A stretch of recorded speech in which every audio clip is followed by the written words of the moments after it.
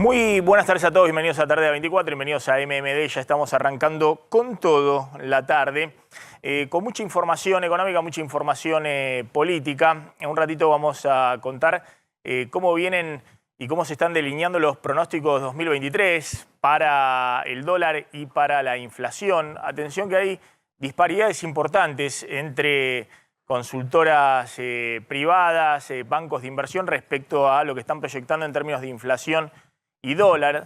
De alguna manera la encuesta del Banco Central que daba algunas proyecciones que ahora vamos a repasar, estaba escondiendo ese promedio también las diferencias, las discrepancias que hay hoy entre los economistas de lo que puede pasar el año próximo, 2023. También vamos a contar qué está pasando con los precios justos, atención, y si está habiendo una desaceleración con el tema precios de alimento y si se puede sostener o no en el tiempo.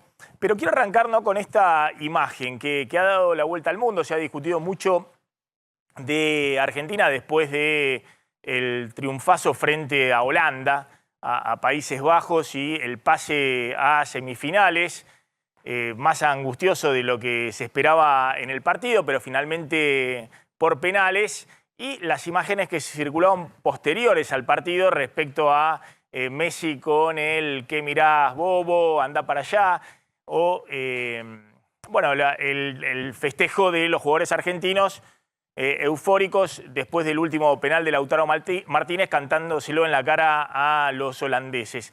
Eso ha generado muchas discusiones, sobre todo desde afuera, algunas críticas editorialistas de medios españoles y de otros países europeos. Pero bueno, ¿no? Esa imagen de los jugadores holandeses derrotados y los argentinos festejándolo en la cara. Me parece que, pese a todo, que en el principio hubo algunas críticas también a la actitud de los jugadores argentinos, una de las pocas cosas que ha generado cierto consenso dentro de la grieta es la personalidad del equipo argentino, ¿no? Y cómo ganaron dentro del campo de juego y cómo mantienen una actitud también fuera del campo de juego. Pero eso inicialmente estuvo tironeado dentro de la grieta porque muchos asociaron a Messi a actitudes que en algún otro momento ha tenido Diego Armando Maradona, y como Maradona quedó en algún momento muy asociado al kirchnerismo o a la discusión que planteaba en la década pasada el kirchnerismo, bueno, algunos dentro también de la grieta tironearon por ahí. Pero bueno, finalmente eso quedó de lado y me parece que una de las pocas cosas que ha generado consenso en las últimas horas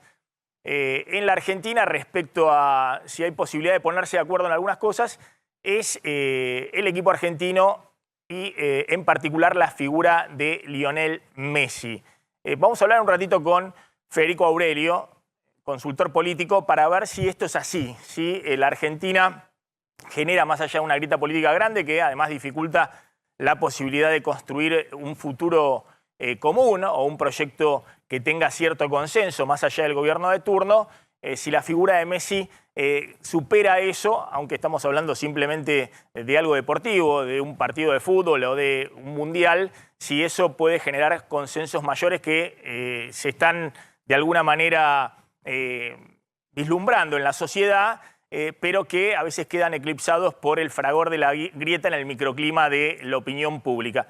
Creo que también otro de los consensos ha sido lo que sucedió con el fiscal Luciani el fin de semana en Mar del Plata, ¿no? El tema de la condena a los escraches, digo porque salió el abogado de Cristina Fernández de Kirchner, que lo agarraron los periodistas, lo abordaron ahí en tribunales, y salió a condenar también el abogado de Cristina Fernández de Kirchner esa actitud que al parecer tuvo una señora con el fiscal Diego Luciani, ¿no? En un típico acto de escrache. Me parece que es saludable en ese aspecto también que en algunas cosas mínimas haya cierto consenso. Pablo, ¿querés agregar algo respecto a ese tema? Sí, te cuento una noticia de último momento. Diputados del bloque radical presentaron un proyecto de declaración para repudiar esa agresión, dice textualmente. No sé si puede ser calificado como escrache. Sí, una agresión que se dio en un contexto público, en un restaurante.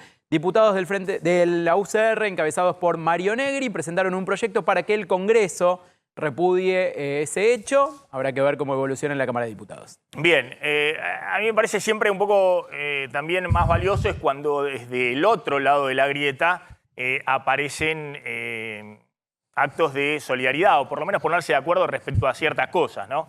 Lo dijimos cuando pasaron otros escraches anteriormente y desde el otro lado salían a solidarizarse, no sé, cuando ocurrió en su momento con Kicillof, por ejemplo, hace ya mucho tiempo.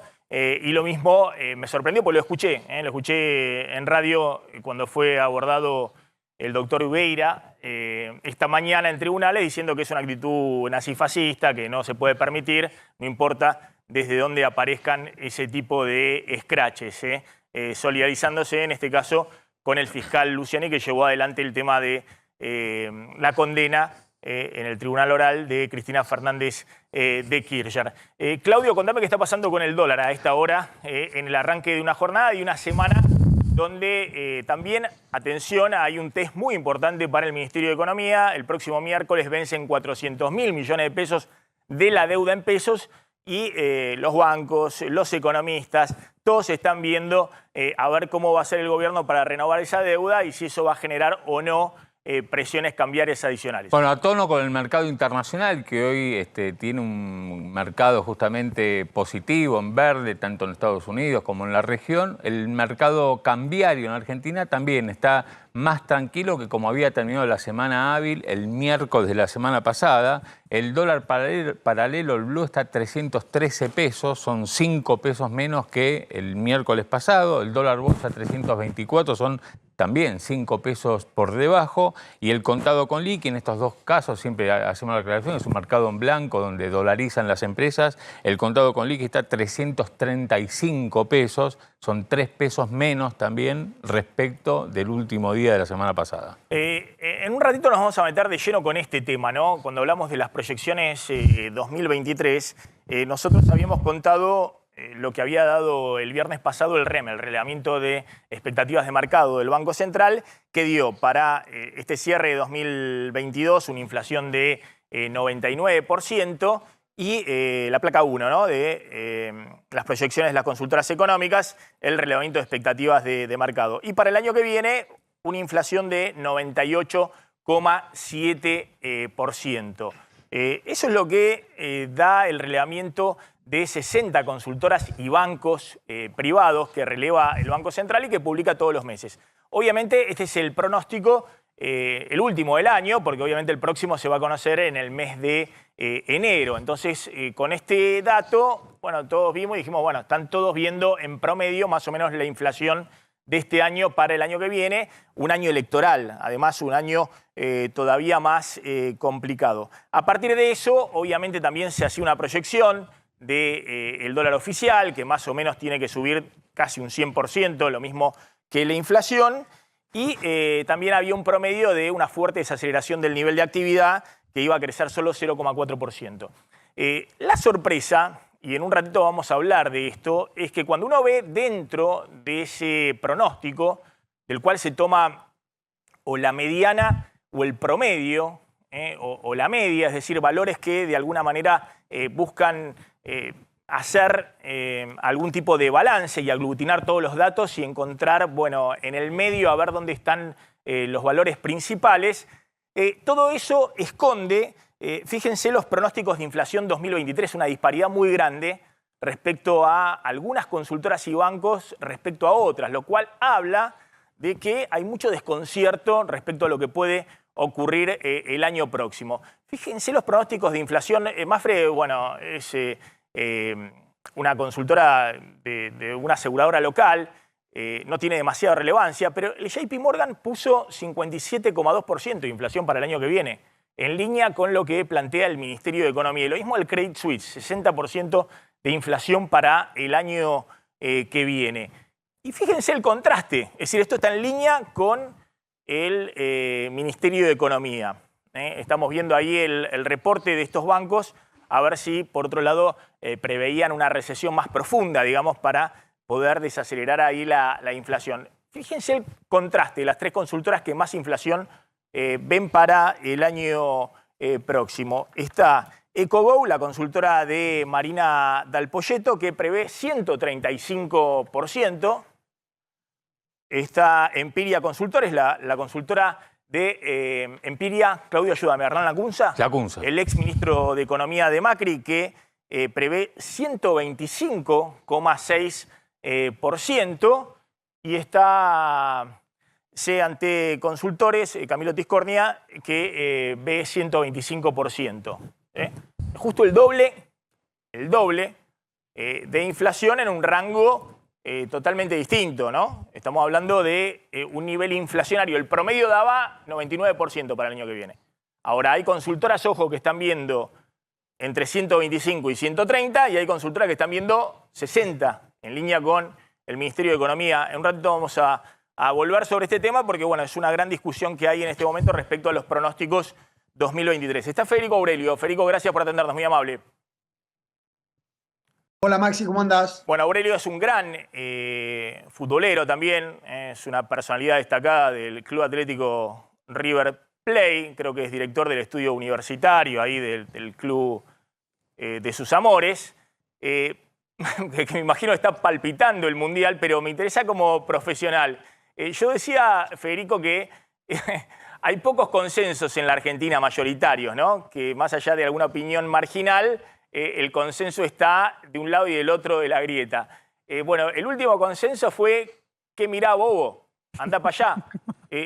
Eso ha generado un consenso muy grande, críticas muy fuertes desde Europa, medios españoles que titulaban que era una actitud, esa foto, pongamos la foto directa, digamos, la foto que sacaron los fotógrafos, no la de Instagram.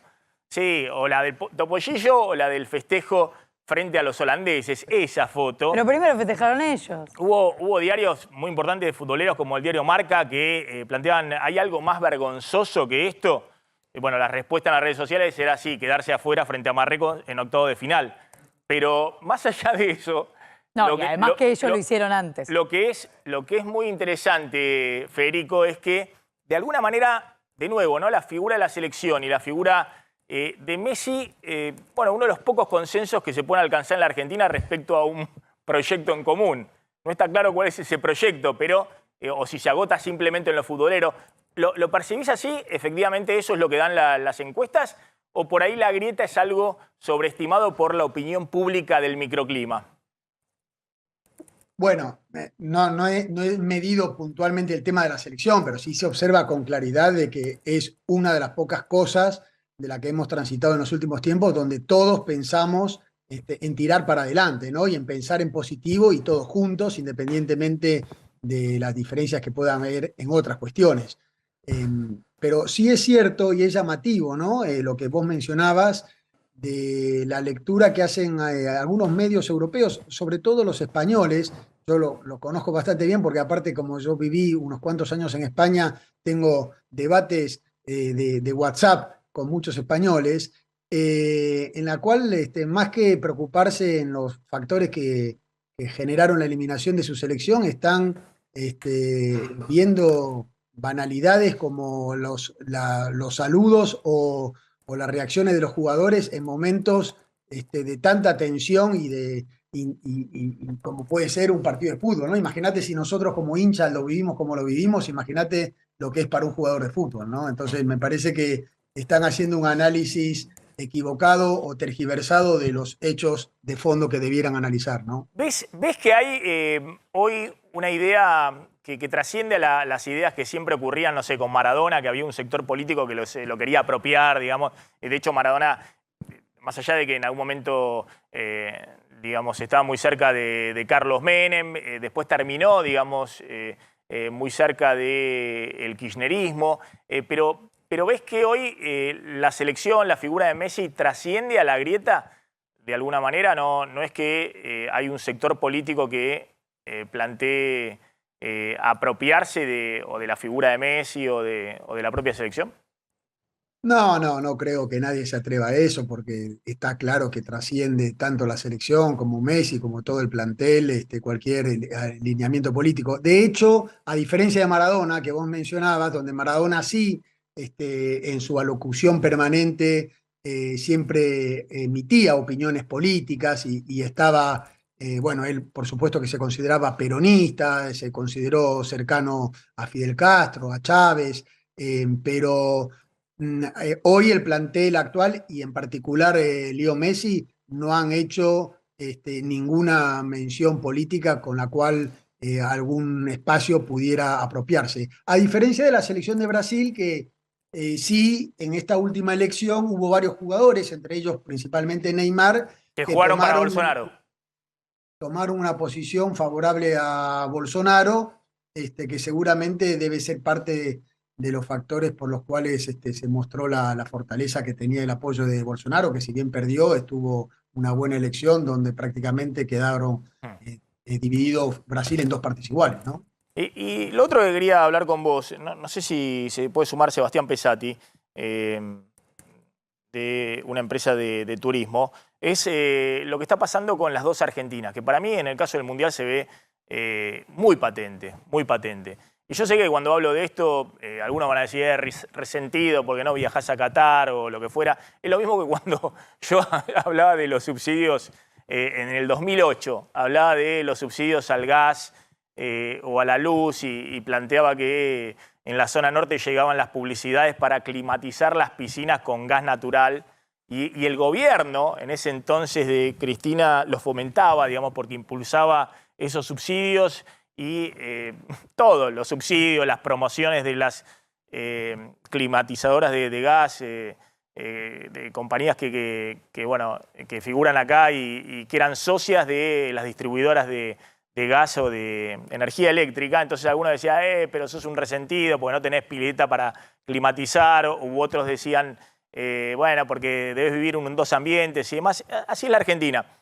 Pero lo que sí se está viendo de manera muy, muy patente son dos Argentinas, ¿no? Una que está en Qatar y otra que tiene el mismo sentimiento, la misma pasión, pero llega con lo justo a fin de mes acá. Y de hecho, a mí me sorprendió, está bien que haga la promoción, porque es parte de una empresa que tiene que cerrar sus números, espero que los números del avión a Qatar le cierren, pero Aerolíneas Argentinas promocionó ayer un vuelo que llegaba hoy a Doha, vía Fiumicino creo, vía Italia, que valía 1.700.000 pesos. El ida y vuelta saliendo ayer y regresando el lunes próximo. Estamos hablando de $5.000 solo de pasaje. Claramente, bueno, y va lleno, me dijeron que fue lleno ese vuelo. Claramente estamos hablando de dos Argentinas. Federico.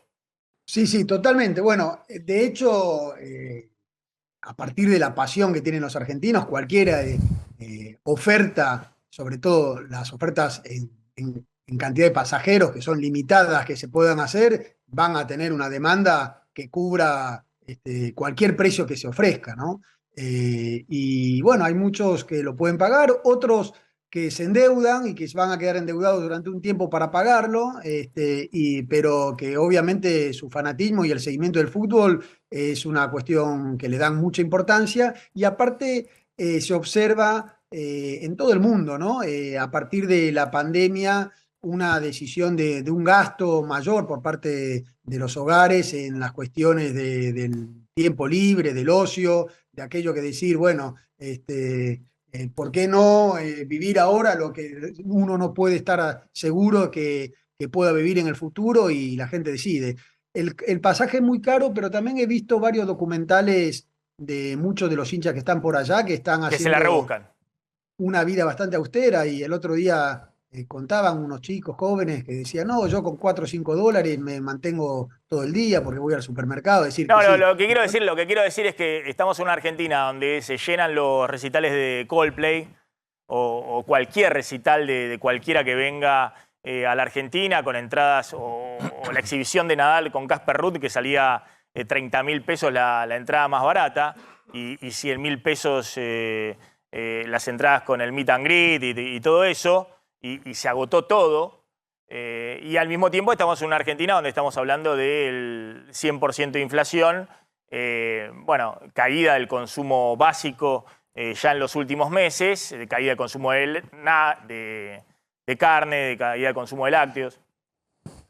Sí, por supuesto. Hay un porcentaje muy importante que no llega a fin de mes, que no puede ni pensar en cualquiera de estas cuestiones que estamos hablando, pero también, Maxi, vos que como economista sabés que en un país donde no hay créditos ni para las viviendas ni para los bienes durables, y entonces mucha gente no tiene capacidad de ahorro, el único destino que puede tener los ingresos que le exceden al consumo que tiene es justamente esto, ¿no? Generarse un viaje, generarse alguna cuestión de placer, que igual no va a poder destinar a un ahorro, porque para poder comprarse un departamento, para poder comprarse un auto, necesitarían un adicional de un crédito que hoy no existe en la Argentina. Entonces, si tienen un plus de pesos, se lo gastan, ¿no? Como decía una chica, se lo deliran. Prefieren en ese contexto, bueno, el consumo y el disfrute de corto plazo, porque no hay instrumentos o alternativa de ahorro de mediano y largo plazo. Federico, gracias, siempre muy interesante hablar con vos. Maxi. Ahí está Federico Aurelio, no le pregunté nada de Cristina, de las proyecciones para el año 2023. Ese es otro escenario. Vamos a hablar un poquito de los precios justos, Claudio. Y fíjense lo que les decía, ¿no? Las proyecciones para el año que viene. Claro, Credit Suisse y JP Morgan está viendo 60% de inflación, pero el Credit Suisse está viendo un nivel de actividad de menos 6% el año que viene. Es decir, una brutal recesión, que es lo que haría la desaceleración fuerte de los precios. Y además está viendo un atraso cambiario considerable, un dólar mayorista, que ahora está en 170 a 245 pesos, es un 45% más. No, pero lo está viendo con la inflación del 60. Bueno, por eso, un atraso cambiario. Pero por eso, que ese dólar oficial se alinea con la inflación del 60. Claro, claro. Digo, no con la del...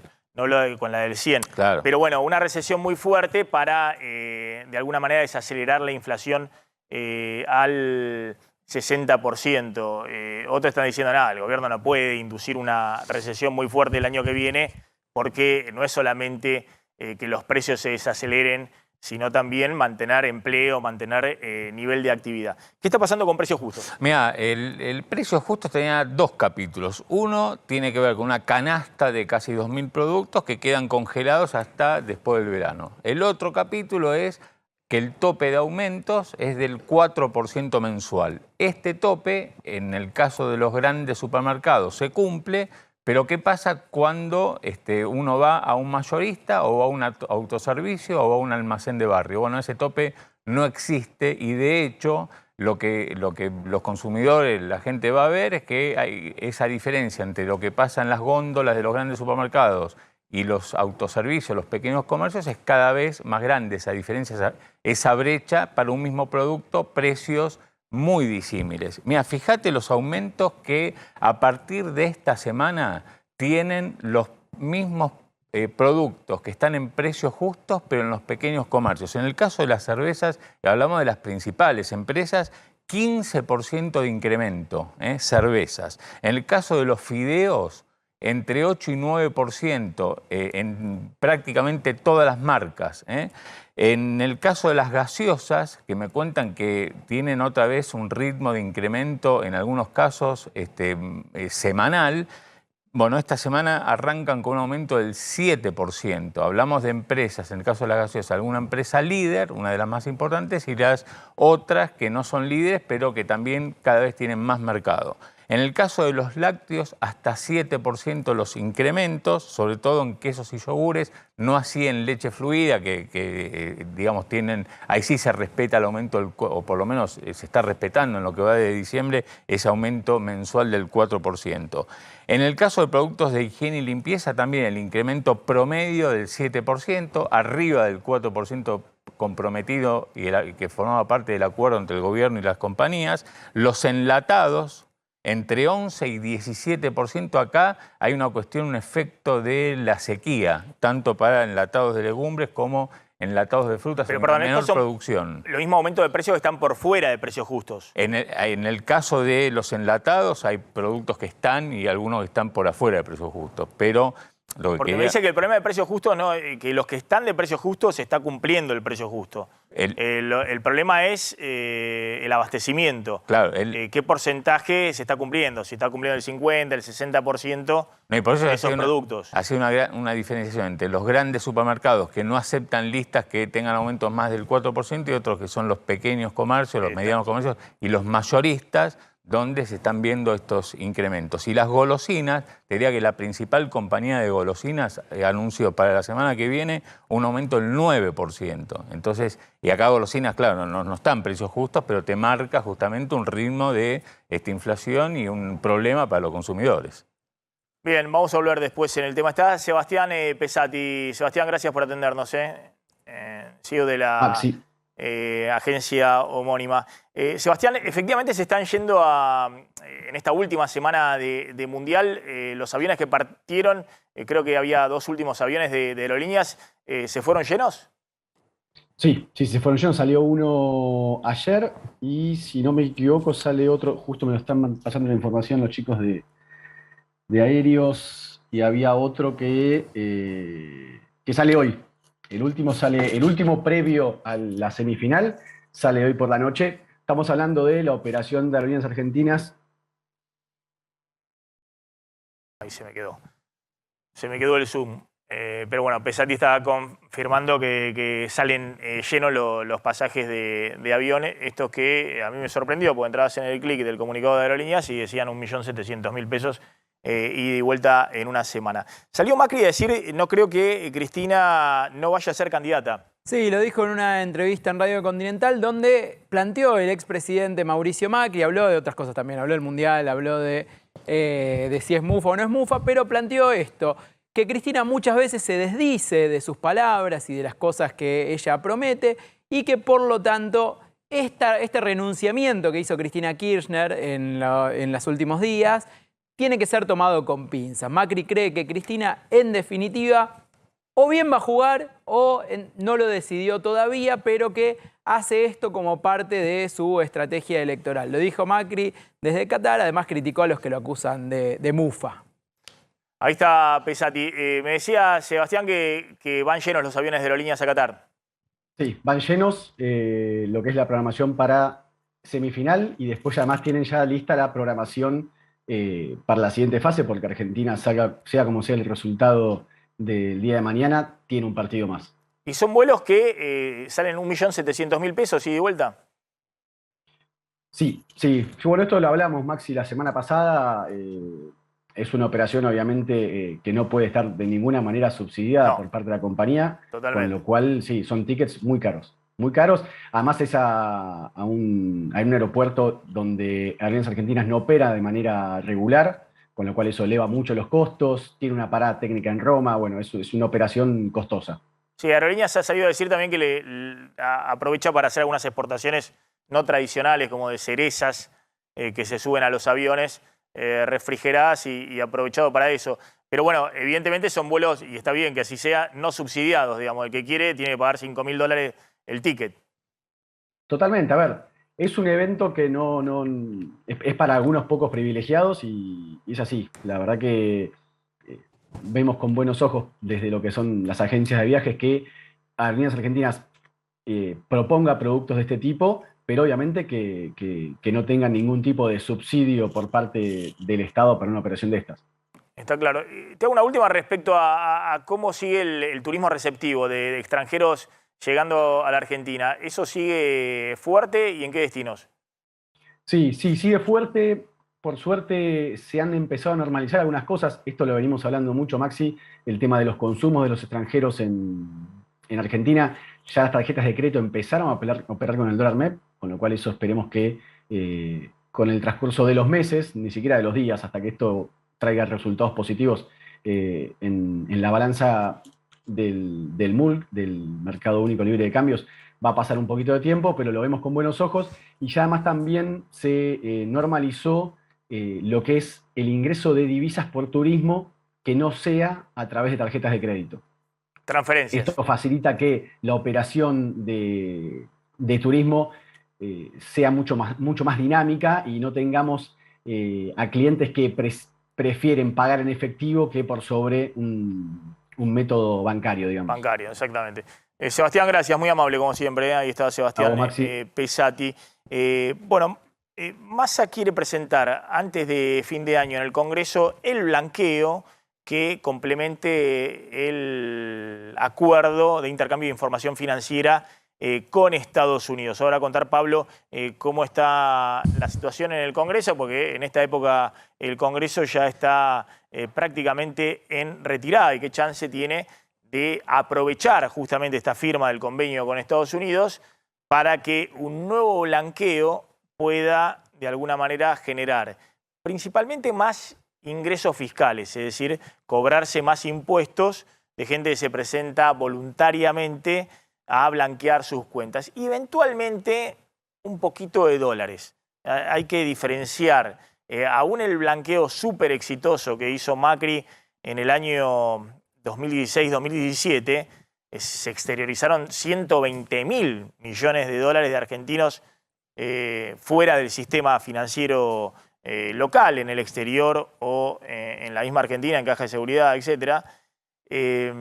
Solo una pequeña porción, no me acuerdo si 5.000, 6.000 millones de dólares ingresaron a la Argentina, el resto se exteriorizaron y se mantuvieron en cuentas en el exterior. Entonces, los blanqueos en Argentina y sobre todo de este tipo lo que buscan es, más que los dólares, los pesos de la exteriorización, que se pague más impuestos y eso sirva para cerrar las cuentas fiscales. Bueno, se han conocido en las últimas horas, porque así lo dejó trascender el Ministerio de Economía, algunos puntos claves del nuevo blanqueo. Claro, detalles que a los que todavía le faltan conocer, algunos puntos justamente que van a definir cómo va a ser este blanqueo. Lo que sí se conoce es que, bueno, como todo blanqueo, por lo menos los que conocimos en la Argentina en los últimos años, va a incluir tenencia de moneda nacional, moneda extranjera, tanto en el país como en el exterior, que justamente no estén en blanco, no hayan sido blanqueados y que ahora el inversor, digamos,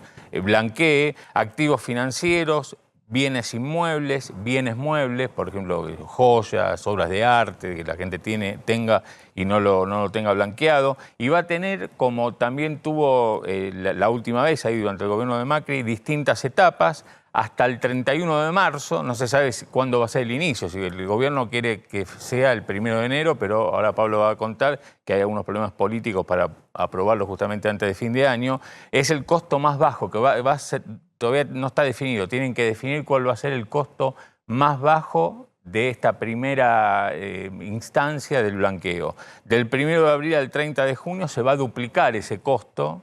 Y del 1 de julio al 30 de septiembre, cerraría ahí el 30 de septiembre la posibilidad de blanquear 4 veces más caro que en el inicio, que en el origen, que todavía, insisto, no se conoce. Como en el blanqueo de Macri va a ser más barato para aquellos capitales que sean blanqueados y traídos a la Argentina que aquellos capitales que se blanqueen pero permanezcan, por ejemplo, en el exterior.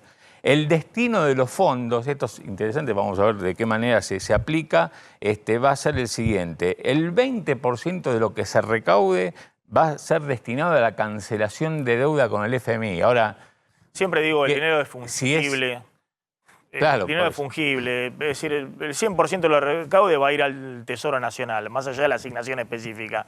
Lo que pasa es que se hace de alguna manera una declaración de intenciones, de que parte va a ir a las pymes, parte va a ir al sector energético, parte va a ir a cancelar la deuda con el FMI, pero claramente todo lo que se recaude va a ir a cerrar las cuentas y tratar de achicar el déficit fiscal y encuadrar el acuerdo con el fondo. Igualmente poner la placa, digamos, porque es parte de las declaraciones que aparte que generan, bueno, fíjense que con eso, a ver si se entiende, si vos recaudás más de eso, bueno, destinarás menos partida del Tesoro Nacional a las pymes, al sector energético, y la utilizarás con este impuesto. Pero bueno, esta cosa de la asignación específica de un blanqueo, qué sé yo. Es una declaración política. Es una declaración política. Y va a estar en el proyecto. Bueno, ¿qué pasa con esto en el Congreso? En el Congreso tenés dos problemas, básicamente. El primero es ya hay un proyecto de blanqueo que tiene otro nombre, otro título, que era la reparación de los fondos del FMI, que vino con media sanción del Senado,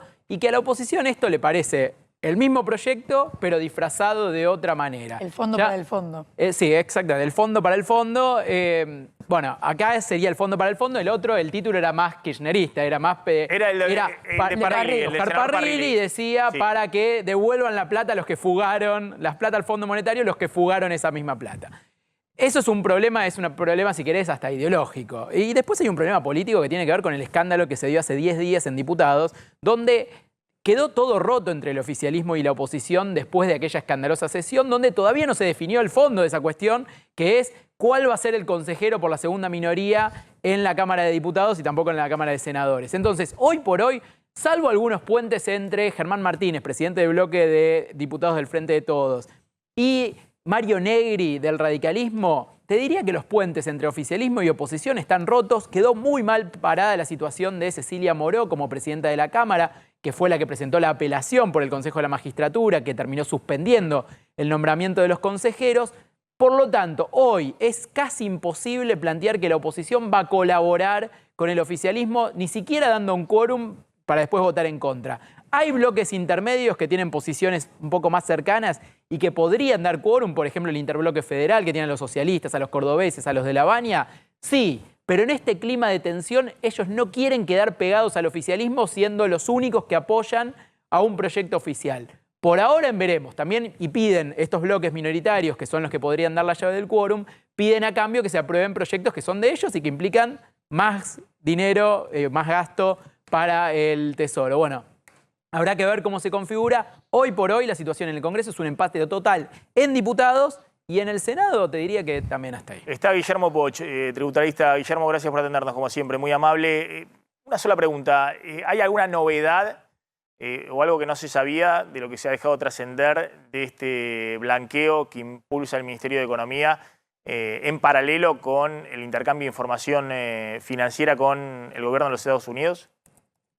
A ver, se sabe, y en general cuando se va a estos acuerdos de intercambio de información tienen que venir acompañados de un régimen de sinceramiento fiscal. En alusión a lo que ustedes venían comentando, tal vez el proyecto de Parrilli, como va a tener un componente impositivo, eso no lo veo de que va a prosperar porque tiene que tener origen en Cámara de Diputados. Este proyecto le encuentro un cierto asidero mayor.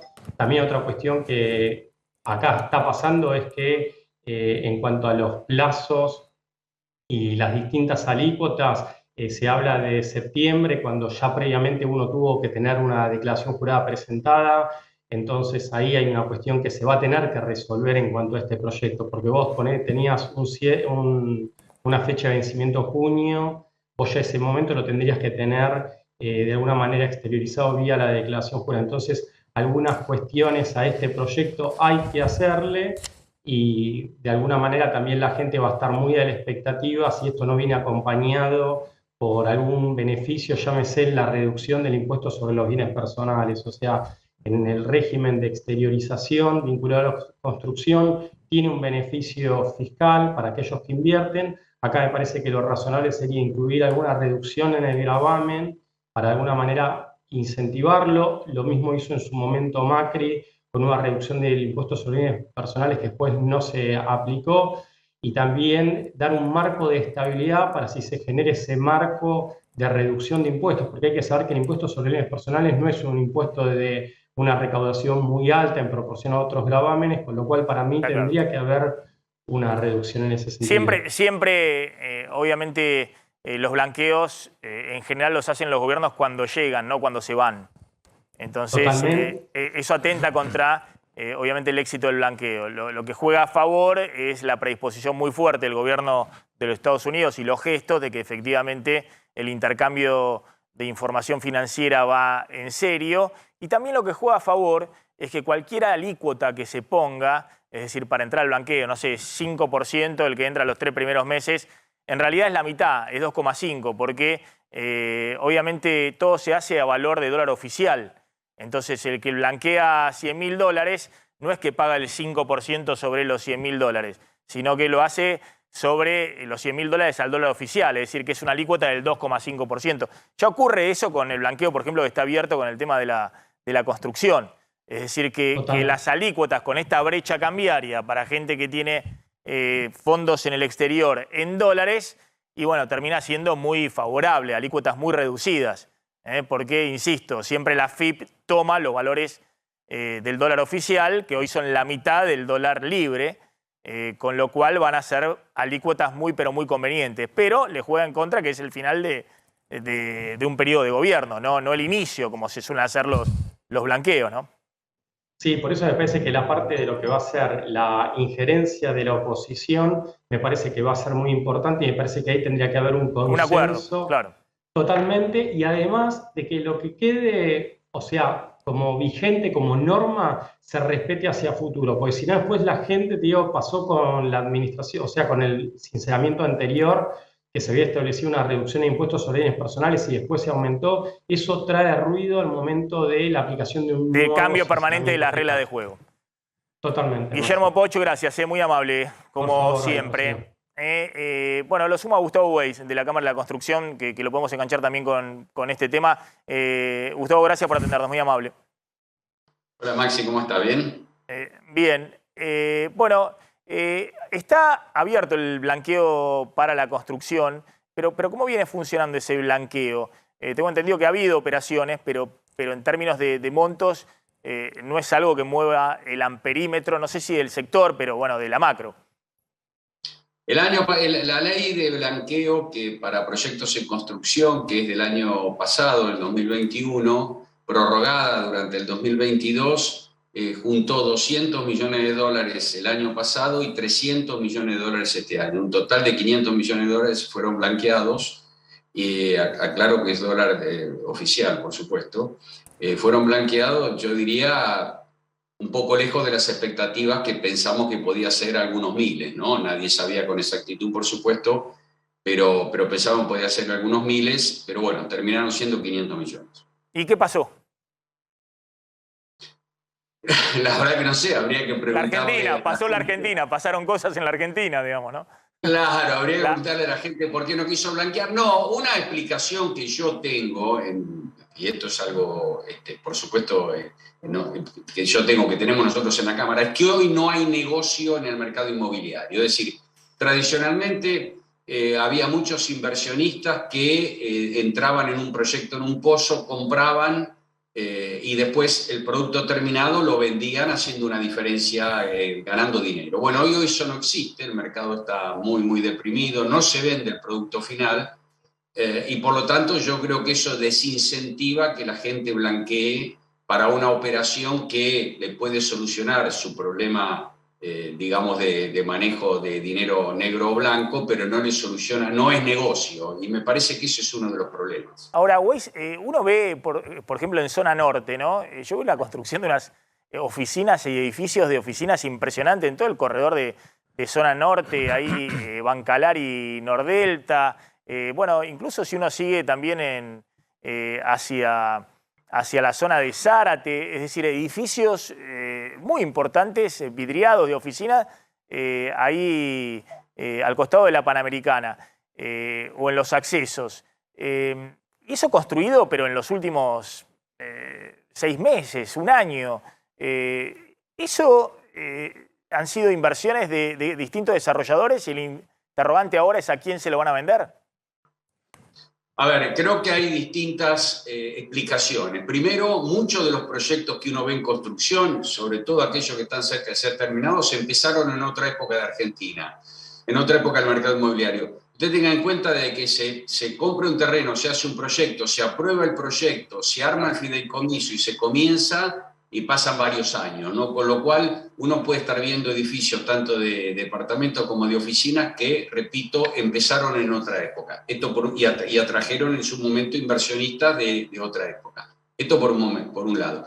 Por otro lado, independientemente de que el mercado está muy deprimido, siempre hay determinadas áreas que, digamos, se distinguen. Nordelta se distingue del resto, claramente. El corredor que usted dice, acceso norte, Bancalari, se distingue del resto. Uno puede ir por la avenida Libertador, en Martínez Olivos también hay edificios en construcción se distingue el reto, pero si usted habla en general y va un poco más a los barrios y demás, repito, no hay nueva o hay muy pocas nuevas obras en construcción, la mayoría son ya de algunos años. Bueno, y la última, ¿cuál es la perspectiva para el sector? Los últimos datos del INDEC, pero bueno, hay que ver si es un dato, el de octubre, marcó una caída de la actividad de la construcción, desestacionalizado respecto al mes anterior.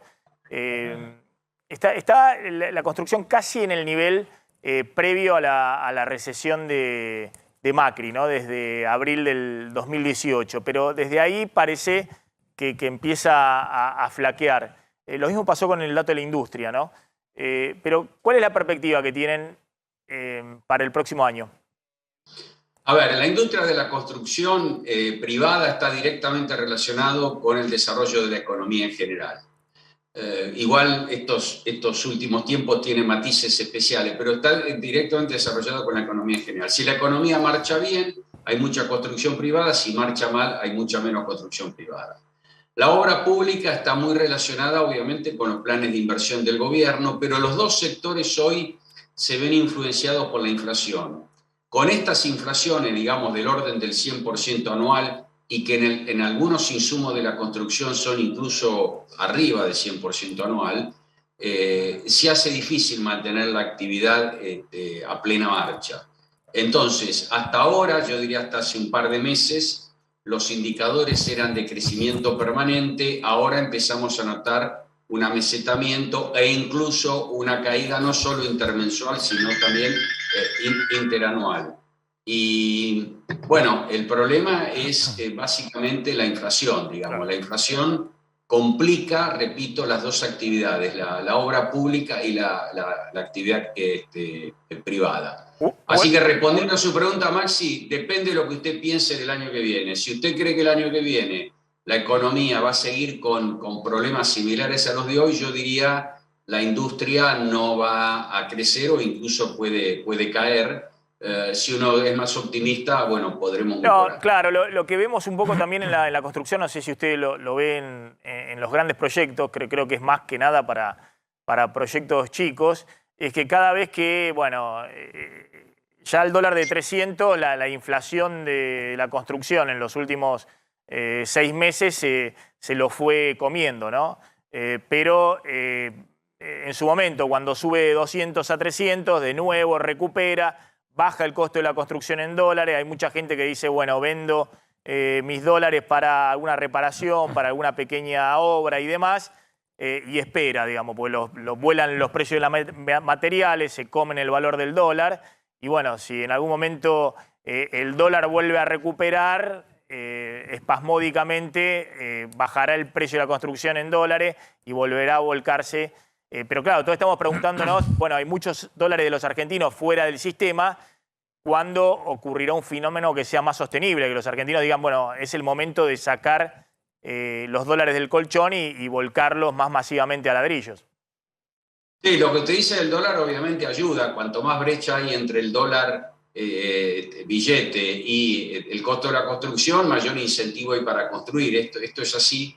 Pero en términos generales, digamos, la gente, cuando la economía marcha bien y todo, acuérdense que la economía no es solamente un dato real, sino también es un poco lo que cada uno siente, el optimismo o el pesimismo. Cuando la economía marcha bien, uno está más predispuesto a comprar algo o a arreglar su casa y demás. Cuando marcha mal, está menos predispuesto.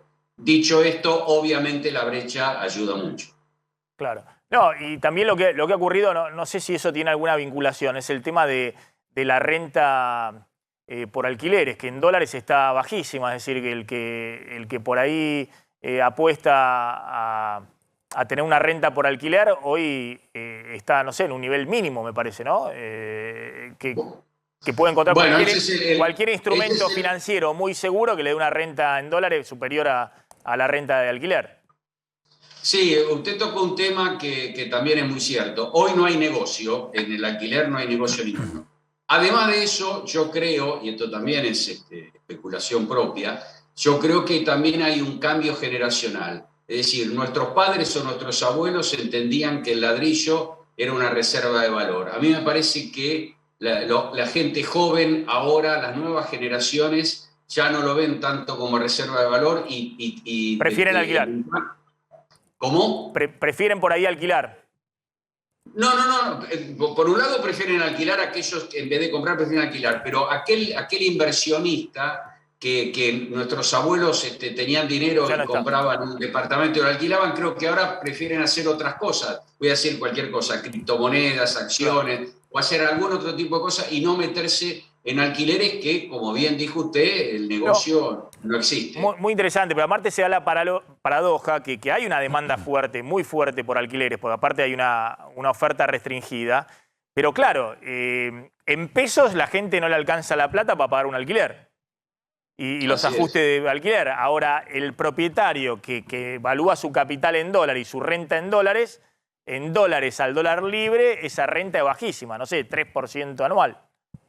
Y menos también. Y menos también. Yo diría 1%. Por eso, un bono del Tesoro norteamericano, que es el activo financiero más seguro del mundo, no ha defaulteado nunca a Estados Unidos, rinde casi 4%.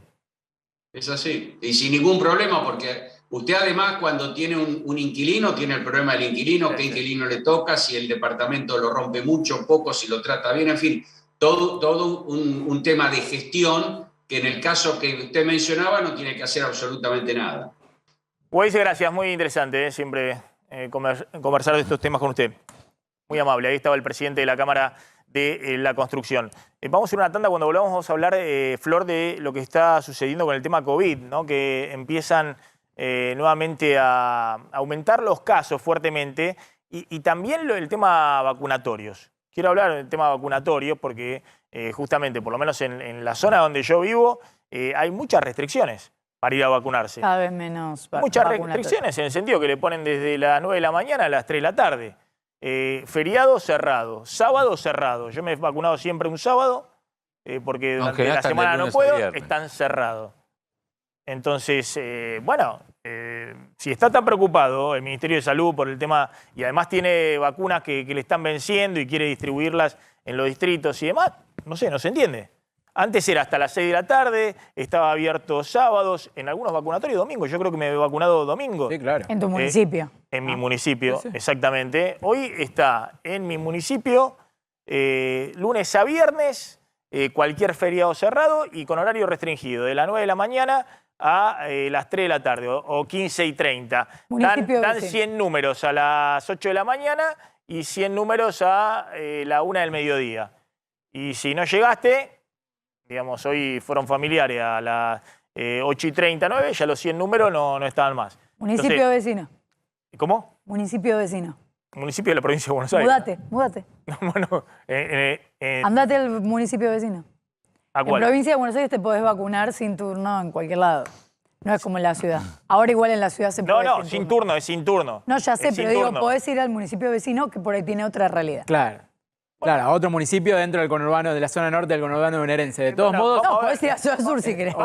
Digo, Vamos a ver, dije vecino, en dije vecino. en general no, por eso no quiero promocionar este municipio, pero en general este municipio funciona un poquito mejor que todo el resto de los municipios. Quizá para vacuna no, hay que probar. Del conurbano. Bueno, pero a ver si entendemos un poquito la... es un municipio Incluso en ciudad hubo del dificultades. oficialismo. Es un municipio del oficialismo. Por eso digo, si están realmente en una preocupación, lo que hay que hacer es ampliar los horarios de vacunación, volver al sábado, al domingo. ¿Cómo puede ser que hasta las 3:30 de la tarde esté abierto los vacunatorios? Es decir, la gente vuelve de trabajar más tarde. Entonces, ¿cómo hace para vacunarse? ¿Tiene que pedirse el día libre? Está Diego de Nicolás, me está llamando desde el móvil. Diego. Recursos, no es dinero en efectivo. Sí, así es. Están llegando al CFI los gobernadores para una reunión que van a tener los mandatarios provinciales nucleados en el frente de todos. Escuchemos al gobernador de La Rioja. Oportunidades para todas las argentinas y para todos los argentinos. Eso significa la distribución de riqueza. Gobernador, ¿le puedo pedir que justo ahora estamos en vivo, si nos puede repetir cuál es la verdadera preocupación que hoy traen los gobernadores a esta reunión aquí? Yo te puedo hablar por mi persona, porque nosotros nos hemos contactado para venir a avanzar, para venir a charlar acá sobre la realidad que estamos viviendo en el país, sacar una propuesta que sea en términos positivos y siempre con acuerdo de la mayor cantidad de gobernadores asistentes a esta reunión y a las reuniones anteriores. la visión mía de la que te acabo de decir a tus colegas. Digamos, queremos profundizar un debate, una discusión de profundizar el debate sobre la modificación de la matriz organizacional de la República Argentina, puesto de que tenemos un sistema que tiene 200 años, donde hay una concentración de la decisión económica, políticas y financieras, y también toda una instrumentación, digamos, a través de los medios de comunicación desde la capital federal. Y nosotros creemos que tiene que haber un sistema mucho más federal. Ahí estaba Diego de Nicolás en el CFI, en el Consejo Federal de Inversiones, siempre que en otra época estaban estas reuniones los gobernadores y demás, que obviamente se instituyeron en la crisis del 2001, estaban a full, ahí pasaba el poder, en general, bueno, empezaban a tomar nota en la Casa Rosada. Hoy, obviamente, más allá de que Alberto Fernández está muy debilitado y que Cristina Fernández de Kirchner está borrada del tema de la gestión, pese a que el presidente dice que es el gobierno de Alberto Fernández y de Cristina Kirchner, lo dijo este fin de semana. Bueno, los gobernadores están viendo, en todo caso, cómo sigue la película para el peronismo el año próximo. Una postilla nada más. La última crisis de gobierno que hubo se dio después de una reunión de gobernadores acá en el CFI, cuando se desencadena la renuncia de Batakis o el nombramiento de Sergio Massa, digamos, todo fue a la vez, pero fueron justamente los gobernadores los últimos que le dijeron a Alberto Fernández, así como estamos, no va más. Habrá que ver hoy qué decisión sale. Lo que hay es un ruido político por el renunciamiento de Cristina Kirchner y ver cómo se van a reacomodar los gobernadores a partir de eso. Hay una danza de nombres y los gobernadores quieren anotar sus propios candidatos. Bueno, hablamos del tema de COVID, vacunación, Flor. Bueno, la situación ya veníamos relatando que está intensificándose, hay cada vez más contagios, veníamos hablando de varias semanas de aumento de casos, cerca de 4 o 5 semanas. Esta es la 6ª semana, de hecho en la última semana se duplicaron los casos, en realidad más que se duplicaron, estamos con más de 27.000 en la última semana.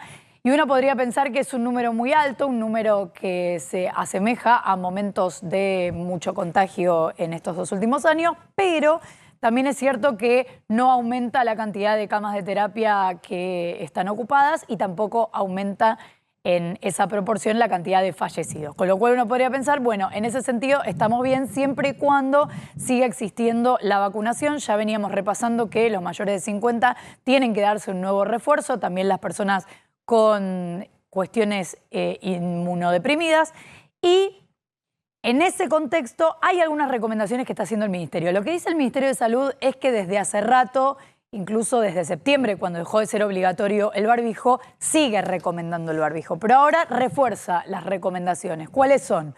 Bueno, obviamente uso adecuado de barbijo si es que lo vas a usar en espacios cerrados, especialmente en momentos de alta circulación de virus respiratorios.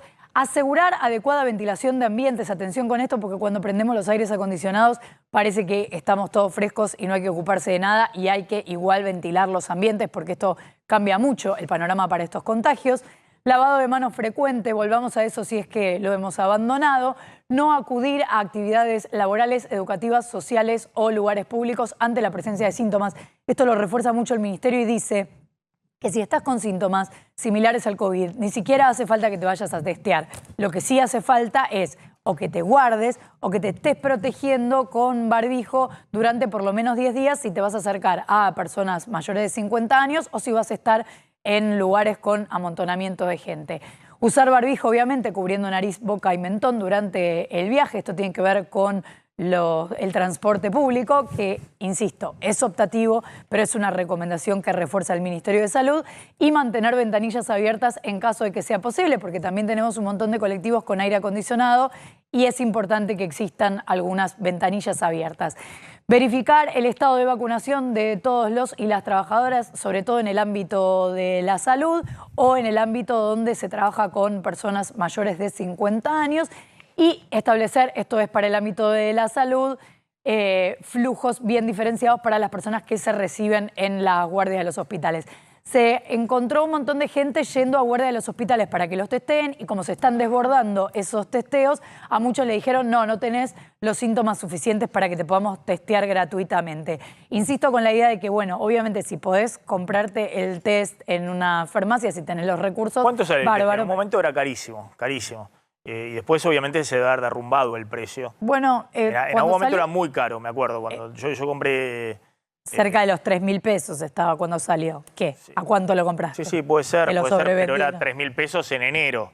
Sí. Y a valores de hoy, ponele casi 100% de inflación, No, son pero... 6.000 pesos Sí, cada pero- test. Pero pensá por que eso- hubo un tiempo largo en que la gente no compró esos test, prácticamente no los compró, y ahora se están consumiendo un montón. No, por eso no sé. En su momento no se pensó que iba a ser un boom y después no funcionó mucho, pero en su momento, me acuerdo de enero que Ahora yo sí tuve están COVID en saliendo enero y que me testé con ese test, pero salía muy caro, muy caro. En su momento salía muy caro, no era algo para accesible. Sí, Claro, había por eso. diferencia también de la farmacia que tenía mucha demanda ponían cualquier precio, no estaba regulado. Por eso te digo que es importante pensar en que más allá, después depende de la edad y cuál sea el trabajo de cada uno, pero en líneas generales la recomendación del Ministerio de Salud es que sí se puede, haya distanciamiento en el caso de las personas que están con síntomas, aunque no sepan si están contagiadas o no, y que se preocupen por ponerse barbijo. Ayer justo estuve en el Hospital Austral, que es un hospital muy grande, y efectivamente tenía muy bien diferenciado toda la área febril y de testeo COVID y demás, y había mucha gente. Es un hospital grande, de todas maneras, que recibe de toda la zona norte de Pilar y demás, pero había mucha gente testeándose por el tema COVID y impecable los médicos en los protocolos internos. Dentro del hospital ya empiezan los médicos a tener todos los protocolos de máxima protección porque, claro, ellos están todos los días ahí con distintas patologías. Por ahora no es el tema principal el COVID, pero no quieren, obviamente, contaminarse. Claro, porque ahí aparece contagiarse. uno de los mayores inconvenientes, que es que de repente se reduce la cantidad de personal si es que Claro. hay muchos contagios. Recordemos que El círculo esto sigue vicioso. siendo igual, es muy contagioso. Está el doctor Eduardo López. Gracias, doctor, por atendernos. Muy amable. ¿Qué tal? ¿Cómo le va, Maxi? Tanto tiempo. Bien, por suerte, hace mucho, esto es como cuando uno va al doctor, por suerte, doctor, hace tiempo que no, Sí. que no nos veíamos. Simplemente una pregunta, el tema de la vacuna, ¿es necesaria las 5 dosis para más de 50? ¿Cómo es ese tema? Es decir, yo me di 3 dosis, todavía no me pude dar la cuarta. Sí. Perfecto. Sí. Está bien. Yo le voy a comentar. Primero le voy a robar 2 minutos con todo lo bien que se explicó antes. Este tema de no hisoparse, y si uno tiene síntomas, asumir que es COVID, esto lo que hace es aumentar un montón de individuos que los tiene que poner en cuarentena y no saben qué pasa. Con lo cual, desde el punto de vista práctico, genera un daño colateral que es un grupo grande de gente que no va a trabajar o no va a abrir su negocio, etcétera, etcétera. Con lo cual, este tema de decir, si usted tiene algún síntoma de COVID, y le puedo garantizar que el COVID puede dar síntomas que puede aparecer cualquier otra enfermedad respiratoria infecciosa, usted va a tener una gran cantidad de gente que va a considerar que tiene COVID. O la otra, asumir de que no tengo COVID, voy a trabajar y contagio al resto de los compañeros de trabajo. Con lo cual, me parece que habría que tener algún grado de reflexión con respecto a esto. Porque en realidad si uno tiene 50% de gente en grado de pobreza, es muy difícil que se autotestee, porque cuesta 3, 4, 5 mil pesos. Entonces a mí me parece en este sentido que nos estamos equivocando, con toda franqueza, con respecto a cómo estamos encarando este aumento de los casos, este brote que sigue aumentando. Porque fíjese usted que se duplicó en la última semana. Entonces, para usted habría que testear todo. Yo creo que sí, yo creo que hay que testear porque es la única manera de tener un dato real de cuántos casos se están dando. Yo le voy a contar 2 casos. En primer lugar, nosotros en el hospital nunca nos sacamos el barbijo, en el hospital de niños Ricardo Gutiérrez, porque consideramos que hay un riesgo, no solo para nosotros, sino nosotros contagiar a los demás. Sí. Y en segundo lugar, hemos tenido casos de cuadros muy leves que parecían resfríos y cuando se los testeamos fueron COVID. Así que a mí me parece que uno debería testear. Además, no es correcto que el paciente interprete cuáles son sus síntomas para ir o no a consultar, diríamos, ¿no? Ahora, si tengo doctor, esto sí, en si general, tengo esto no. Yo conozco muchos casos que últimamente han dado positivo y en Sí. general con una vacunación de las 3 dosis, algunos con 4 y demás, en general todos han sido una gripe leve. Correcto, eso es correcto y sí lo estoy de acuerdo. Más o menos leve, a algunos le pegó más y demás, pero no como... Leve a grado moderado. Sí. ¿Qué significa esto? Incómoda. Que no requirió hospitalización. Sí. ¿Alguno mayor de 50 años? De 50 años por ahí, pero en realidad la hospitalización todavía no ha aumentado y esto está vinculado a que hay un grupo grande que tiene 3 dosis, ¿no? Que es el número mínimo que ya se requiere a nivel mundial en este aspecto. Ahora, volvemos a lo mismo. Que usted tenga una enfermedad leve no implica que usted no haya contagiado a otros durante los días que usted no se testeó. Creo que en esto creo que hay que pensarlo un poco más, donde hay, vuelvo a repetir, 50% de pobreza que no puede hacerse el autotest. Vamos ahora a las vacunas, si usted quiere. Las vacunas, hay un 40% de nuestros habitantes que no han recibido la tercera dosis. Y hoy, con las variantes que están circulando, no tener 3 dosis es no estar adecuadamente protegido. Idealmente todo el mundo tendría que tener 4 dosis. Y 4 dosis, aunque parezca mentira, Maxi, solamente lo tiene un 15-20% de la población. Es decir, que tenemos una población expuesta a dar enfermedad aunque sea leve. Y mientras usted mantenga, diríamos, el virus circulando, y aunque dé enfermedad leve, usted va manteniendo la pandemia y el riesgo de aumentar. Bien. Con respecto a la 5ª dosis, se está proponiendo para los mayores de 50 años y pacientes inmunosuprimidos o que tienen algunos factores de riesgo. Ese es el punto básico ahora que uno está dando. También es cierto que seguimos vacunando con la cepa ancestral, o sea, con la cepa Wuhan. Si bien estamos dando vacuna Moderna o Pfizer, que son vacunas. Entonces lo que tienen que hacer es abrir los vacunatorios también, volver a abrir los vacunatorios los sábados y demás, y dicen que se le vencen la vacuna. No tengo duda de esto, Maxi. Yo creo que bueno, yo le contaba, en mi municipio está hasta las 3:30 de la tarde, 15:30. Si la gente trabaja hasta las 5 de la tarde, me cuesta mucho trabajo. Si usted cierra a las 3 de la tarde, ¿cómo usted puede aumentar rápidamente la vacunación? O si no abre sábado y domingo y feriado. Y esto es por jurisdicciones, que esto es el tema. Mire, en el mes de noviembre, Maxi, ningún día superó las 30.000 dosis de vacuna a nivel nacional. Ahora cuando se empezó a hablar y aumentó el número de casos, ya llegamos a 100.000 en algunos días.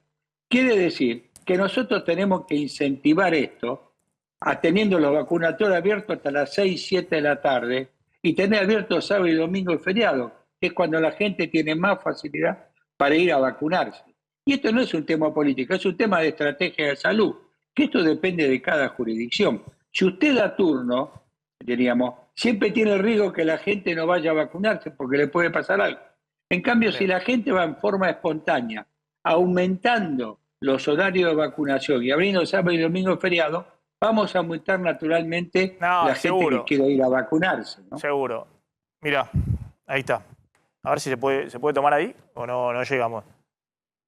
No, yo lo estoy escuchando, ¿eh? Bueno, 3 centros de salud. Esto es Tigre, ¿no? Sí. Que en general funciona bien, pero hoy tiene 3 centros de salud. Vacunatorio habilitado para aplicación COVID. Lunes a viernes de 8 a 16. Hay uno en Benavides, hay otro en Don Torcuato. Y está el de Pacheco. Y después de 8 a 15:30, el materno infantil ahí en Alvear. Esos son los 4 centros de salud. Ahora, usted se da cuenta hasta las 4 de la tarde o a las 15:30. Claro, ahora Maxi, sentido común, usted se da cuenta con 3, 4 centros de vacunación. Con la población que tiene Tigre, no puede abastecer normalmente la demanda, ¿no? Pero además, el tema de que, bueno, entonces en este sistema, aparte es todo horario laboral, digamos, entonces claro, hay que volver a habilitar, no sé, los sábados, que es un buen día, o extenderlo, ¿no? En muchos o hacer rotativo en sábado y domingo. En muchos municipios hay para los fines de semana. Sí, me decía que en Escobar, por ejemplo, Slotnick, hacían hasta las 6 de la tarde. De 8 a 18. Perfecto. Son 2 Perfecto. horas más importantes. Maxi, es lo que yo digo, depende de las jurisdicciones, básicamente, ¿no? Diríamos, ahora, en esto, el sentido común diría, che, tratemos de uniformar para atender aparte del horario laboral y abrir los días no laborables, ¿no? Yo creo que esto también Sí, es un feriado tema por ahora importante que cerrado. uno tiene que hacer. Feriado Claro. por ahora cerrado, está claro. Claro, en la ciudad, por ejemplo, San Lorenzo atiende los sábados seguros porque yo me fui a vacunar, ¿no? Pero me parece que en este sentido las jurisdicciones tienen que pensar para tratar de tener vacunado a la mayor cantidad de gente, porque vuelvo a insistir, con 3 dosis es lo mínimo indispensable, 4 dosis es lo que uno quisiera, porque ahí es donde uno tiene más garantizado de hacer una enfermedad leve o moderado y es probable que la hospitalización esté mucho más reducida. En cambio, con 2 dosis, que vuelvo a insistir, solamente hay un 40% de los individuos que tienen 2 dosis que no se han dado la tercera. Y eso es una cosa que aprovechando este medio, que es muy visto, tenemos que insistir a la gente que tiene que vacunarse la tercera. Y que tiene la tercera, a buscar la cuarta. Eduardo López, gracias, es muy amable. Ahí estaba el... No, muchas gracias a ustedes, muy amable por llamarme. Doctor Eduardo López. ¿Qué pasó con Elegante? Hubo peleas a golpe de puño después de un show de Elegante en Uruguay. Era un show que daba en una fiesta que se llama La China, en Montevideo. Había un show que daba tanto Elegante como Callejero Fino. Y hubo, por lo que se ve, una pelea en el campo VIP. No sabemos qué fue lo que la despertó, pero vimos imágenes donde se ve golpes de puño y mucho lío ahí en ese campo VIP, aparentemente después de ese show. Hubo bardo, digamos. Hubo bondi en Uruguay. Sí. ¿Hacen pogo también con Elegante, no? Desconozco, te pido disculpas, no te manejo el área. Lo tuyo es otros ritmos. Lo mío es más otros ritmos, sí, la verdad que sí. Está Gustavo Descalzi en Uruguay. Gustavo. ¿Cómo le va? Batalla campal, amigo Maxi. Batalla campal, un bochornoso espectáculo en Montevideo. Esto fue en un espectáculo en La Rambla en el fin de semana. Quiero contarle que el show de Elegante se hizo con absoluta normalidad. Fue alrededor de las 3 de la mañana, dio el show y hubo pogo, se divirtió, hizo selfies. Pero sobre las 5 de la mañana, mientras estaba el show de este artista argentino que se llama Callejero Fino, comenzó una trifulca. Primero golpes de puños entre algunos que estaban espectadores, luego contra la fuerza de seguridad y después se transformó en una batalla campal que las imágenes que ve usted ahí ve desde botellazos que se tiran desde los VIP, el living, se tiran las sillas, tiraban las botellas, la frapera, es decir, fue un escándalo. Y la ahora voy a ir también. al tema sobre todo, tiraban la frapera, tiraban las botellas, no hay un muerto. Amigo Maxi, no tenemos un muerto, no tenemos un chico. ¿Y la botella? Pero no, en serio, de milagro no tenemos un chico muerto, no tenemos un chico en CTI. De milagro, Maxi. Le voy a contar 2 cosas. Lo primero, ustedes van a ver ahora un material que es exclusivo nuestro, donde presuntamente personal de seguridad está agrediendo de manera desmedida a chicos, a espectadores con un soporte de hierro, parece ser uno de los soportes de las vallas, y les está pegando unos fierrazos. Este material ya está a disposición de la Fiscalía y le quiero decir a la doctora Flores que este es el momento de bajar todo el peso de la ley. No es posible que nuestros hijos vayan a un recital, a un evento que tiene una organización, que pagan una entrada, que tiene que haber seguridad, para que venga un personaje como el que usted ve ahí y les rompa el lomo con un fierrazo. Otro de las hipótesis que ahí empezó a tomar fuerza... Ahí estamos viendo lo del VIP, Maxi, que tiran las mesas, pero no sé si en otro lado habrá alguna de la seguridad que sobre reaccionaron. Hay un video, ahí estamos viendo lo del VIP, hay un que video están tirando el VIP por la ventana. Sí, es espantoso porque el incidente podría haber comenzado cerca, ahí en el del escenario, al lado del VIP, sobre un presunto manoseo o acoso o algo más a una joven. Hay una discusión entre personas, se sumaron, Vino la gente de seguridad a tratar de sacarlo por la fuerza y ahí comenzó la trifulca y la pelea. Por eso le digo que todo esto es un bochornoso espectáculo. Gustavo, gracias, muy amable. Ahí está Gustavo Descalzi, como siempre, desde Uruguay, contando y cubriendo lo que está sucediendo con esto de Elegante y Callejero Fino, que no lo conocía, ahí en música de exportación argentina, se cobra todo eso en dólares, son ingresos de dólares que vuelven al país. Le enviamos la música y la música y las piñas y entran los dólares, así que es un buen negocio. No, bueno, hay que ver qué pasa con Buen ese negocio personal para de la seguridad y de quién es, pero a mí me tocó cubrir mucho tiempo festivales musicales y el personal de seguridad, el que viene importado de las bandas y el de los lugares, es asesino en esas circunstancias. Bueno, está nuestro colega Jared, ¿cómo andás ahí en Doha, en Qatar? Lo tengo acá, Mariano Olivero. Quiero hablar con ustedes, Jared. Contame primero dónde estás y después vamos a hablar un poquito de... dale la impresión de que mañana va a ser Argentina versus resto del mundo, ¿no? Porque hay como una especie de movida fuerte, sobre todo de medios europeos, bueno, saliendo muy fuerte contra Messi, los jugadores argentinos diciendo que quieren que Argentina mañana le hagan 4 y si pasan la final que le hagan 6. Es decir, hay una actitud. También ha habido elogios a la selección argentina, pero fundamentalmente hay como una movida fuerte, no quiero usar el término anti-argentino, pero de mucha crítica a Messi y a jugadores de la selección por parte de medios europeos.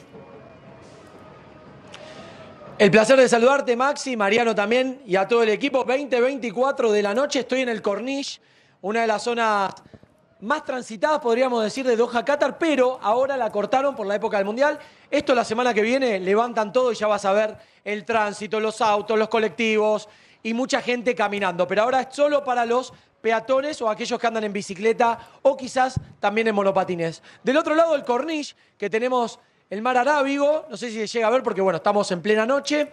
Miren qué linda postal, perdón, recién lo acabo de ver, acerquémonos un poquito cómo están rezando una familia acá en el pasto. Vamos a mostrarlo un segundito, por favor. Vení, Lea, por favor, a ver si podemos mostrarlo. Perdón, Maxi, ¿no? Porque justo cuando dimos vuelta a la cámara yo miré una familia que viene como a hacer un picnic acá al pasto, que hay poco verde, y ahora es el momento de la oración y están ahí rezando. Bueno, cosas que son lindas también, este choque de cultura para que puedan conocer, claro, que hay 5 oraciones obligatorias en el Islam y que la están disfrutando, sí. Bueno, y te contaba, ¿no? Sí. Salam aleikum, Aji. You like Argentina? Yeah. ¿Ya? ¿Messi? Morocco. No, Morocco no. Claro, es que pasa que el mundo islámico está muy a favor de Marruecos, ¿no? De Morocco. Pero está muy bien eso, porque claro, se ha generado, digamos, un hecho especial de Marruecos en las semifinales, ¿no? El primer equipo africano y como vos decís, digamos, me imagino todo el mundo islámico, de Medio Oriente y demás está con Marruecos. Sí. Sí, además acá, Maxi, te comentamos que los marroquíes que trabajan son casi, te diría, el 70% de los que después mañana, el miércoles, vamos a ver en la cancha, cuando juegue Marruecos versus Francia, porque hay muchos que trabajan y viven aquí con el tema del idioma árabe, además les sirve económicamente estar trabajando en Doha, mandan dinero a sus familias, viven muy bien, entonces por eso copa mucho y en la calle te los encontrás por todos lados. Ese niño por la ropa que tenía era catarí, 100%, lo estoy viendo yéndose por allá, pero bueno, hinchan por Marruecos porque es como que van también al más débil, aunque no es el más débil porque juega muy bien Marruecos, pero bueno, es como que quieren que se lleve la copa a Marruecos. Totalmente. ¿Hay ese clima Argentina versus resto del mundo allá? Acá en Doha no tanto. ¿Por qué? Porque los pakistaníes, los de Bangladesh, los de la India, están todos hinchando por nuestro país, lo aman a Messi. Entonces acá no se vive eso que vos estabas comentando, que sí yo lo pude ver a través de las redes sociales o a través de algunos portales de todo el mundo cuando nos informamos que están haciendo como un boicot. Pero te digo que para mí es bueno eso. ¿Sabes por qué? Porque al jugador lo motiva. El argentino es como que sale a jugar con el cuchillo entre los dientes. Igual es un partido de fútbol, acá no es una guerra ni nada. vamos a bajar, ¿no?, esos decibeles, pero te digo que el argentino es como que sale más motivado. Fíjate cómo salió a jugarle a Países Bajos con todo lo que había dicho Van Gaal, el técnico de dicho país, hablando de Messi, de Di María y demás. Entonces, creo que puede ser para bien, para que los jugadores salgan con mucha más motivación. Lo sumo a Mariano. Mariano. Bueno, sí, creo que lo que decía Jale tiene que ver con lo que pasa en Doha y lo que hablabas en la introducción, Maxi, tiene que ver con lo que pasa en una parte de la prensa europea. Es decir, hay una parte de la prensa europea que no nos quiere, básicamente, para decirlo de la manera más sutil, y fundamentalmente es prensa madridista. En España está muy marcado el tema de los catalanes y los del Real Madrid, los madridistas, que detestan a Messi, porque Messi puso al Barcelona en un lugar donde ellos...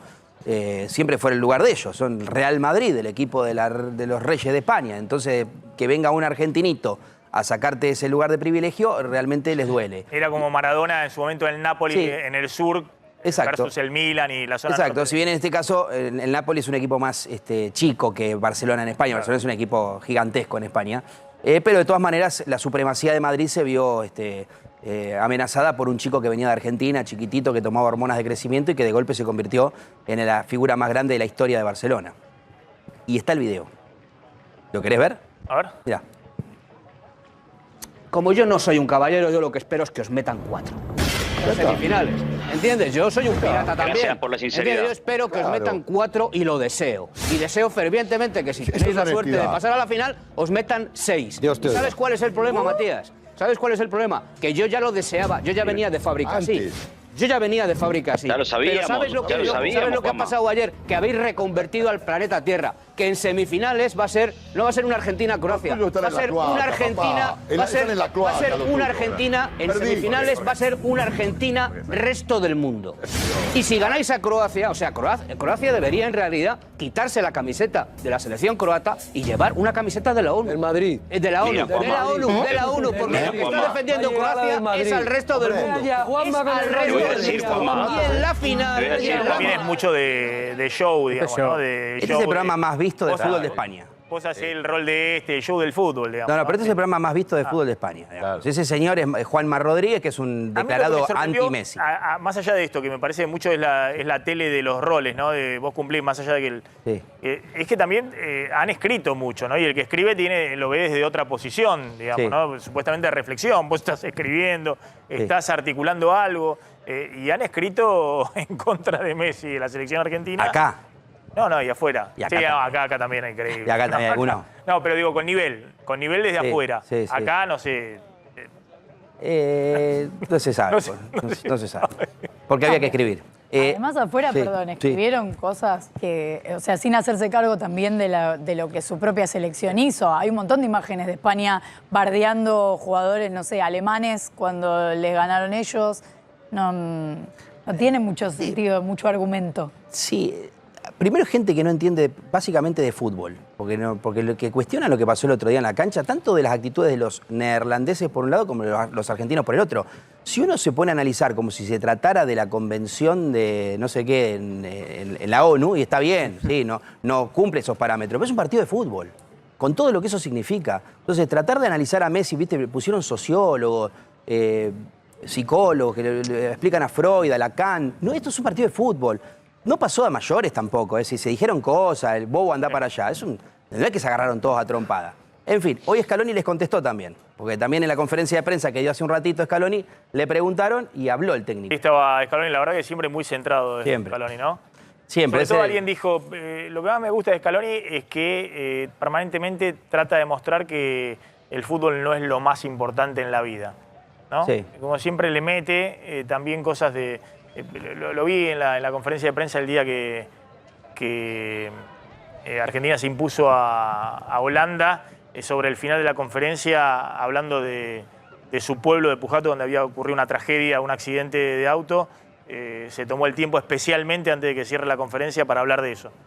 Y contar cómo el día había terminado muy triste, un día que debía ser feliz, porque lo más importante obviamente era esas cosas terribles de la vida. El pueblo estaba viviendo una tragedia. Exactamente, que su pueblo, que tenía que estar en el momento más feliz, estaba viviendo verdaderamente una tragedia.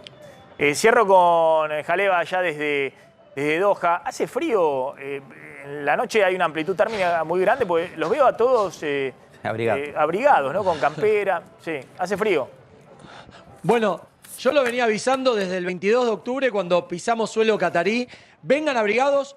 No hacía tanto frío en el afuera, pero en los adentros, en los interiores sí, cuando entras a un shopping, a un supermercado, al micro, al metro, mucho frío. Y ahora, unos 16, 17 grados, mucho frío. Yo estoy con campera, mira, doy una vuelta rápido, no le damos la espalda al público, pero bueno, para que vean que hace frío, estamos si bien cerquita del mar, que siempre hay un poquito más de, baja la temperatura mucho más que el centro. Pero te digo que los que van a venir, que hay muchos argentinos que están llegando en los vuelos especiales que puso la aerolínea de bandera de nuestro país, vénganse con campera porque 1 o 2 días van a estar o afónicos o engripados. No quiero alarmar, pero sí informar. Jaled, gracias, muy amable, como siempre. Un abrazo. Un saludo para ti, para Mariano y todo el equipo. Gracias, siempre impecable desde allá, desde Doha. Gracias, Mariano. No, por favor. Vamos a ir a la tanda. ¿Cómo está el dólar en este momento? Está tranquilo, como habíamos comentado antes. El paralelo 313 pesos, baja 5 pesos respecto de la semana pasada. El dólar bolsa 323, 6 pesos para abajo respecto del miércoles. Y el contado con liqui 334, 4 pesos hacia abajo en un día donde el mercado internacional está más tranquilo, positivo. Bueno, en ese contexto estamos viendo estas caídas en los dólares. Vamos a mostrar qué ha pasado con el dólar soja. El Banco Central ha comprado en la primera semana y media del dólar soja casi 700 millones de dólares. Es lo que acumuló el Banco Central en sus reservas. Se liquidaron 1.394 millones de dólares, de los cuales el Banco Central compró 693 millones de dólares. De esa manera recompuso reservas y emitió 200.000 millones de pesos de manera neta para comprar esos 693 millones de dólares. Y eso es la preocupación, si presiona o no sobre la brecha cambiaria. De esa manera, el Banco Central, después vamos a hablar de la deuda en pesos, ahora estamos hablando del dólar soja, del soja 2, de cómo eso ha recompuesto las reservas del Banco Central como medida de emergencia, ¿no? Porque en septiembre ya el soja 1 había acumulado 5.100 millones de dólares, el Banco Central. En octubre había perdido 490 millones de dólares. En noviembre perdió otros 950 millones de dólares y apareció el soja 2 que permitió nuevamente recomponer las reservas. Como les decía, 693 millones de dólares en la primera semana y 2 días del dólar soja 2. Está hablando el ministro de Economía. A ver dónde está. Plantemos precios hasta el 15 de marzo, nos ayuda a seguir recorriendo un sendero de reducción de la inflación. La expectativa inflacionaria se construye, o la disminución de la expectativa inflacionaria se construye sobre la base de poder ir dando no solamente medidas desde el punto de vista macroeconómico que sumen a ese objetivo, sino también desde el punto de vista de la generación de expectativas, decisiones de todos los actores que nos ayuden a llevar adelante este mecanismo o este objetivo que nos hemos planteado como ministerio y como gobierno. Así que solo les quiero agradecer, plantearles que vamos a controlar el cumplimiento y les vamos a pedir que controlen nuestro cumplimiento. Tenemos de alguna manera obligaciones en común y aspiramos a que esto, sobre todas las cosas, redunde en que la gente pueda acceder rápido, fácil, barato y en cuotas a 1 millón de celulares por mes con un precio establecido hasta el 15 de marzo, que es lo más importante que de alguna manera podemos lograr en el trabajo entre todos. No sé si alguno de ustedes quiere plantear algo. Celebramos este acuerdo tal como dijo Luis Gali recién y bueno, destacamos la importancia de que los productos que se ponen a la venta son de fabricación nacional. Entra alguien a los locales y se tiene ahora, o sea, es algo que ya se ha metido, que es fundamental para que la gente pueda comprar en cuotas. No podría comprar de otra manera. La verdad es que para todas las cadenas la existencia de los programas es fundamental. El celular dejó de ser una herramienta de lujo, lejos de eso, porque hasta colabora con la seguridad, ¿no? La seguridad porque el punto de pánico que tenemos en los municipios del Gran Buenos Aires, si no hubiera celulares no sería posible utilizarlo. Y en verdad todo lo que estimule, como en este caso, me parece a mí, la venta de celulares, el acceso de las clases donde menos pudientes, donde existen muchos problemas de inseguridad, es bienvenido. Así que desde CAME decimos bienvenida a la idea. Maxi, te cuento, es un plan para fijar en cuotas, 10 cuotas, y fijar los precios hasta el 15 de marzo, es lo que está lanzando Sergio Massa. Fue un acuerdo con las empresas celulares, para la venta de celulares. Claro. Sí, de celulares, un acuerdo de empresas y las cadenas de comercialización. Sería esto, entonces... Estamos hablando de las empresas que fabrican en Tierra del Fuego. Las que fabrican en Tierra del Fuego, más las cadenas de celular. comercialización. Por eso, por ejemplo, estaba CAME también en el lugar. Bien, son aparatos hasta 250.000 pesos, tasa del 48%, ¿no? Atención, la inflación en la Ciudad de Buenos Aires, 5,8% en noviembre. No es el mismo índice de el INDEC, pero muy probablemente el INDEC, cuando se conozca el jueves la inflación nacional, va a empezar con 5 el índice de noviembre. Fíjense que con este 5,8 la inflación últimos 12 meses en la Ciudad de Buenos Aires da 89,9%, 90%, y el INDEC si da 5,5 o más o menos, igual la inflación últimos 12 meses va a dar alrededor de 93%, 93,5%, entre 93 y 94% últimos 12 meses. Pues son dos índices que miden distinto, pero bueno, ratifica esto, que es muy probable que el INDEC el jueves dé una inflación que empieza con 5 y no con 6 en noviembre. Tanda, ya volvemos.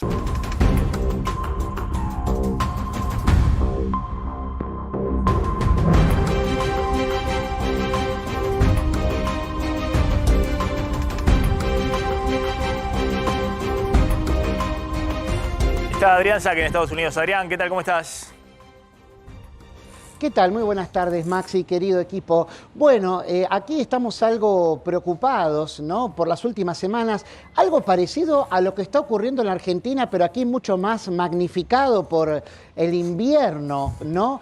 Que es la eclosión de la gripe estacional que se mezcla con el COVID. Y que, bueno, también lo hace en conjunción con un virus que afecta a los más pequeños, que es el virus respiratorio sincicial, del que ahora se están registrando muchos más casos que en años anteriores. Estos tres males, estas tres afecciones, están produciendo lo que aquí están dando en llamar tripledemia, ¿no? Ya no hablamos de pandemia o de endemia, sino que estamos hablando de tripledemia.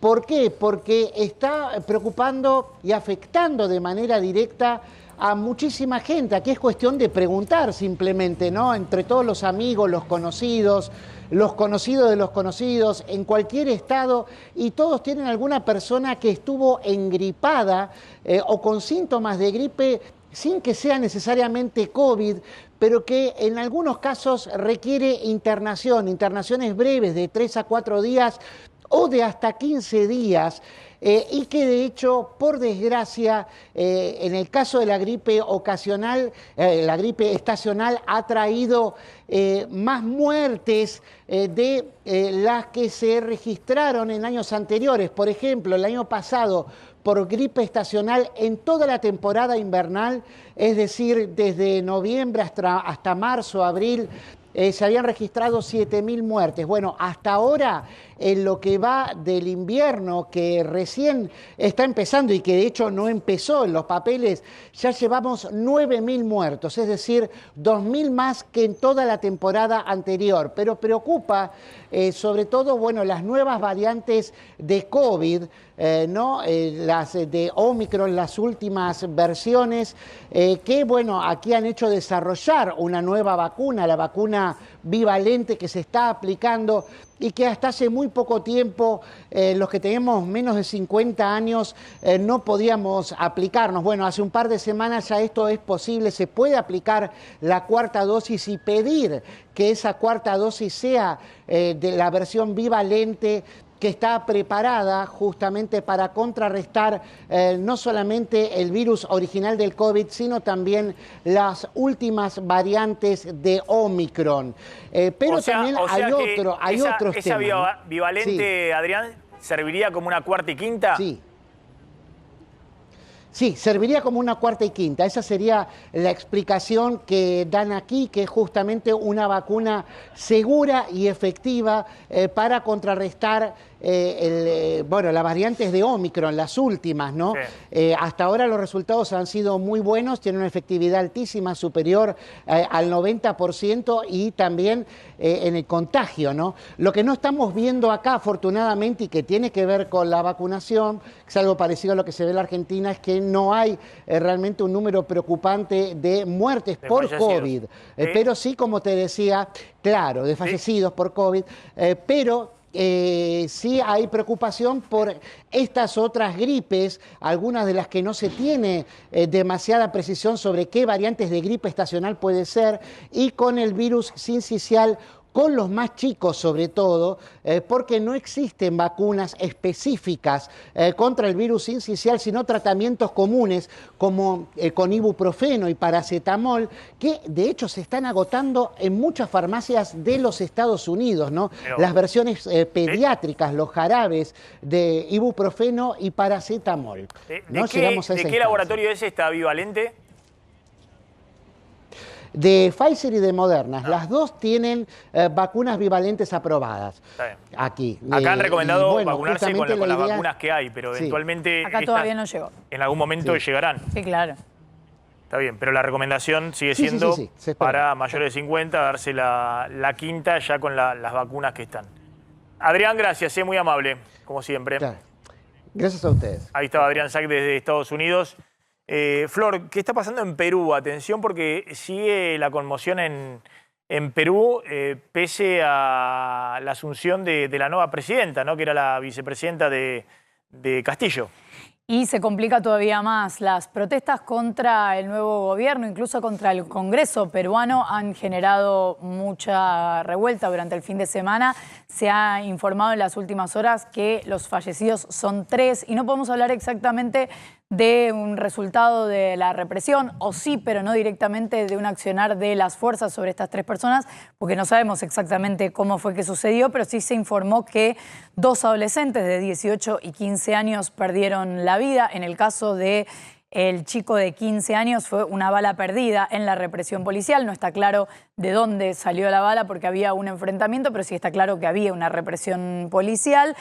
Y en el caso del chico de 18 años, un traumatismo encefalocraniano ocasionado aparentemente por un objeto contundente. Ahí estamos hablando también de una revuelta entre manifestantes en una movilización. Organizaciones indígenas y campesinas llamaron a un paro por tiempo indefinido a partir de mañana, porque claro, lo que veíamos hasta el momento era que en Lima, en la capital del país, había algunas movilizaciones en contra de Castillo. Lo que empezamos a ver ahora es que en lo que se llama comúnmente el interior del país, en los pueblos más alejados, en aquellos pueblos que habían votado por Castillo, empieza a haber movilizaciones en apoyo al ahora expresidente que sigue preso, y la actual presidenta Dina Boluarte ahora sí dice que va a adelantar las elecciones quizá para 2024. Había llegado diciendo que se iba a quedar hasta el 2026, que eso era lo que decía el mandato, y ahora está pensando en adelantar las elecciones. Insisto, se habla hasta el momento de 3 fallecidos en esta movilización. ¿Hay reclamos de justamente que haya elecciones de alguna de estas movilizaciones? Sí, hay reclamos de que haya elecciones. Hubo una intención desde el Congreso durante el fin de semana